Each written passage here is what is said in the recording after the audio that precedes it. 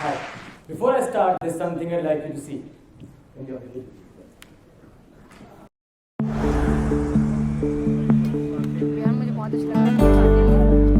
तुम ना होते तो काली दाल के मजे ना होते, जूस की दुकान पे संतरे सजे ना होते, बहुत बढ़िया। तुम ना होते तो 56 भोग के चर्चे ना होते, माँ के हाथ की रोटी उसका प्यार ना होता, रोज सुबह का व्यापार ना होता, लंच टाइम की शान तुमसे, बीवी बहुत अच्छा खाना बनाता है। महफिल में पान तुमसे ही, कुत्ते के मुंह में मक्खी ने काटा। तुम ना होते तो शुभ आरंभ ना होता, अरे ना बाबा ना। पहली नजर में पहला प्यार कैसे होता, मीठा ना होता तो बचपन कुछ खास ना होता, दूध में केसर ना होता तो चिंटू पास ना होता, तुम ना होते तो त्योहार सूखे रह जाते, बाकी तो छोड़ो, शायद भगवान भी भूखे रह जाते। किसान, तुम ना होते तो कसम से हम ना होते, तुम्हारा ही दिया है हर निवाला, हर मुस्कान, कितना भी कहें कम है। थैंक यू किसान। आप खाओ पियो ऐश करो, हम यहाँ खेतों में है ना।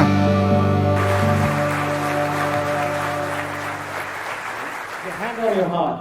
How many of you thought this video was going to be an ode to the farmers of the country? Did you think the video could end with a message saying, "Thank you, farmer"? Never mind. When I showed this video to a couple of people, their first reaction was, "Kya kamal ka twist hai, maza aa gaya." Although it excites me as a marketer, yet I feel sad. I feel sad as a country we have failed to understand the obvious. When was the last time you had a fantastic meal in your life and you went, "Hey, God bless the guy who put the dal and bhindi on my plate"? I asked my nephew the other day, "Hey, do you know where the food comes from?" And he said, "Yes, it comes from the mall." But I said, "What if there is no food to go to the mall?" He said, "I'll go to the other mall." He looked at me to how dumb I was and walked away. I was dumb back then, not now. I'd come back from Aston University in the UK.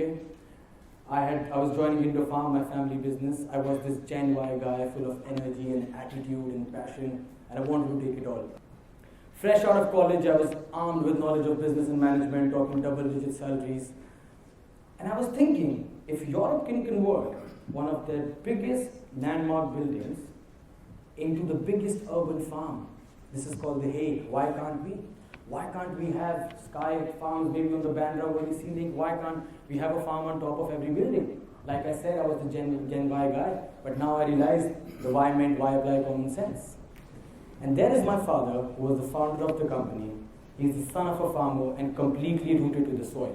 He was clear the next generation needs to get its basic and fundamentals correct. So there I was traveling to the interiors of the country. It's very important, even if you're doing something relatively close to agriculture, to understand the farmer and to understand the life of the farmer.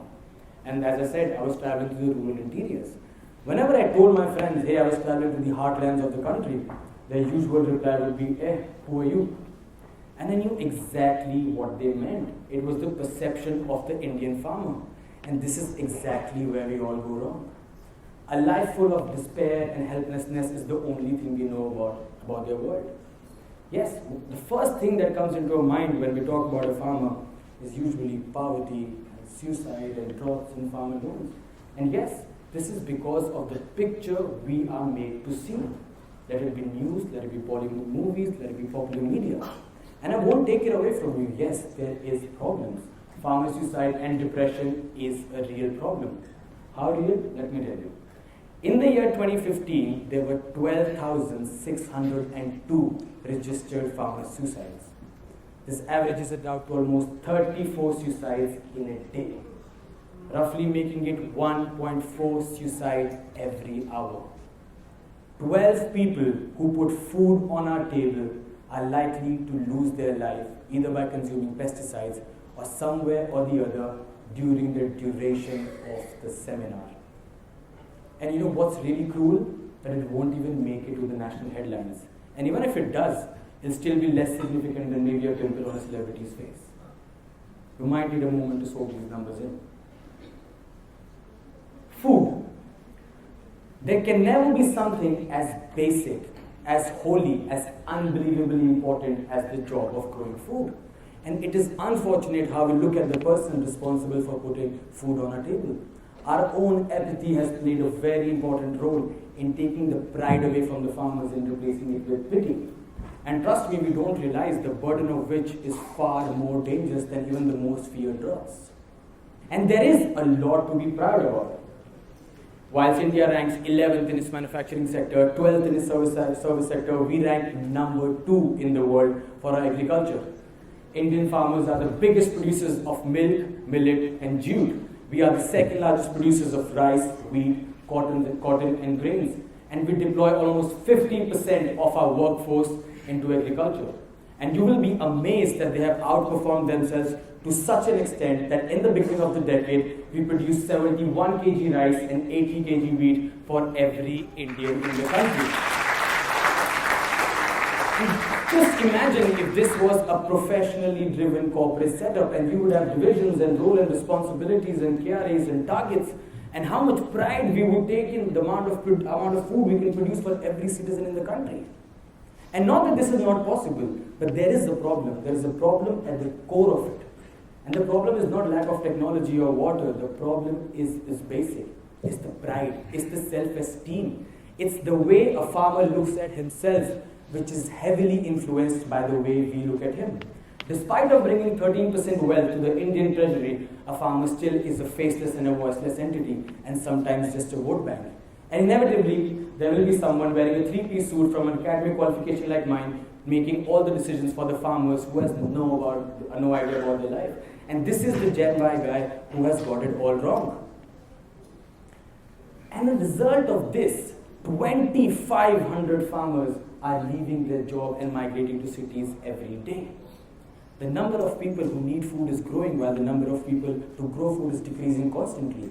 Whether a small farmer, educated or not, wants to move to cities, and a bigger farmer has bigger dreams and aspirations for his children, maybe bigger than putting food in the mouth of the countryman. You know, India is growing. Today I get my groceries in 30 minutes. My pizza comes in. I get my groceries from an app. My pizza comes in less than 30 minutes. I don't even need to go out to make a relationship. I just swipe right on my smartphone. But at the end of the day, I cannot eat an iPhone or I cannot eat an Intel chip for a snack. I need food. And if the producers of the food get up and go, there will be a civil war.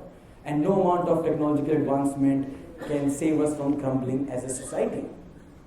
And if farming done right, we can solve the hunger problem for 1/3 of the world. And there is only one solution. We need to change the way we look at farmers. We need to change the way we look at food and its producers. Our perception is our biggest enemy. We all want to grow. We all want to eat, but no one wants to grow. And why should we? Because when we are born, we are taught algebra and trigonometry, and I don't know when was the last time I used a plus b whole square in my life. But until 5 years ago, I didn't know how to grow a single fruit or vegetable. Food and sustainability and farming needs to be the basics of our education.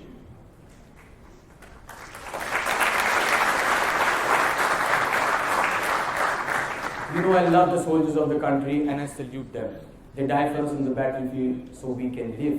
Similarly, just like the farmer who works 16 to 18 hours, day after day, year after year, let there be rain or shine, only so we don't die. Ladies and gentlemen, the farmers of the country need to be saluted for what they do for us.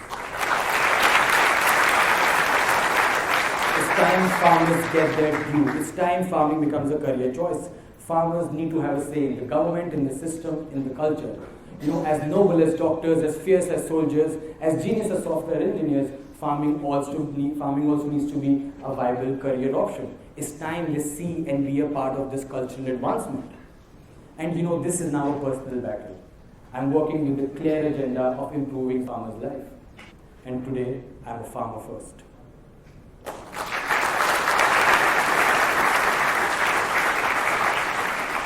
And I really hope one day you also find the same excitement and passion as to be one. And I hope to see you on the field someday. And just one last thing before I go. Today, when you go home and enjoy lovely dinner, lovely Sunday dinner you've prepared, just take a moment to thank the farmer who is the nameless hero for your food. Thank you, everyone. Thank you.